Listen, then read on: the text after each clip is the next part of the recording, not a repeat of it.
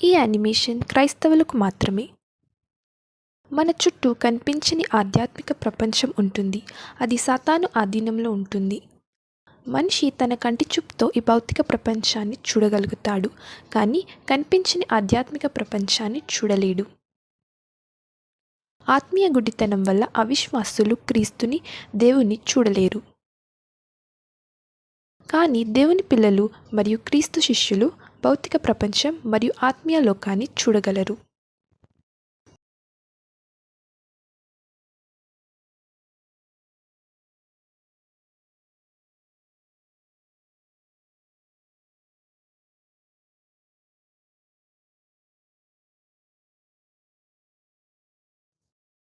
ఇతను డానియల్. ఇతను క్రీస్తుని శిష్యుడు మరియు కనిపించని ఆధ్యాత్మిక లోకంలో దేవుని సైనికుడు. భౌతిక ప్రపంచం మరియు ఆత్మీయ ప్రపంచంలో డానియల్ ఇలా కనిపిస్తాడు. ఇక్కడ ఎంతోమంది దురాత్మలకు బానిసలుగా ఉండటం కనిపిస్తున్నారు. భౌతిక ప్రపంచంలో మరియు ఆధ్యాత్మిక ప్రపంచంలో డానియల్ మరియు తక్కిన వారు ఎలా ఉంటారో ఇక్కడ చూడవచ్చు. డానియల్ దేవుని రక్షణ కవచాన్ని ధరించి ఉన్నాడు. అతని పక్కన ఉన్నవారు దురాత్మల చేత బంధింపబడ్డారు.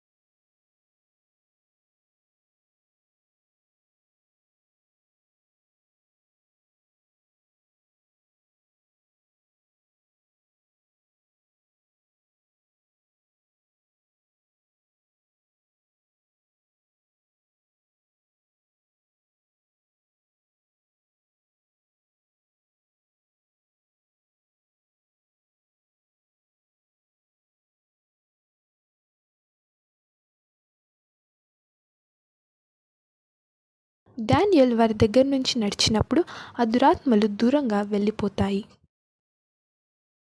ఈ దురాత్మలు డానియల్ పై ద్వేషాన్ని ఆ ప్రజల్లో పెంచుతాయి.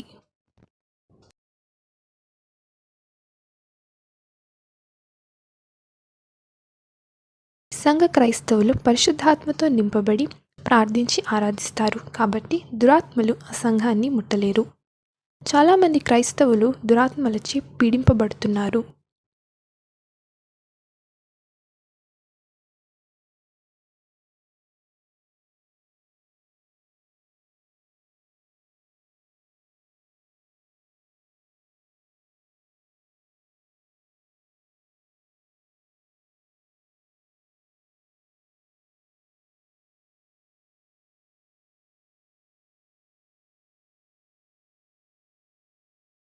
ఈ లోకంలో చాలా కుటుంబాలు సంతోషంగా ఉండటం చూస్తాము, కానీ అవన్నీ కూడా దురాత్మలచే ఆక్రమించబడ్డాయి. ఎందుకంటే వారు దేవుడు, దురాత్మలు ఉంటాయని నమ్మరు.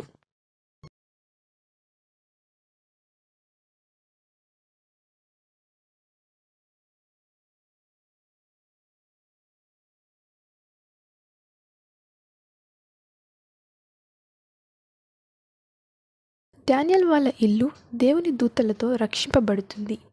పరిశుద్ధాత్మ అగ్ని అతని ఇంట్లో ఉంటుంది.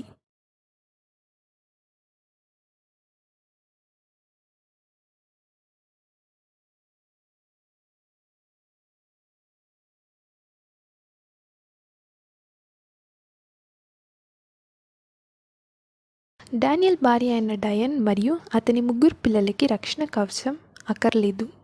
ఎందుకంటే పరిశుద్ధాత్మతో డానియల్కి అతని ఇంటిపై అధికారం కలదు. ఆత్మీయ ప్రపంచంలో దేవుని దూతలు డానియల్ భార్యని మరియు పిల్లల్ని నిరంతరం కాపాడుతూ ఉంటాయి.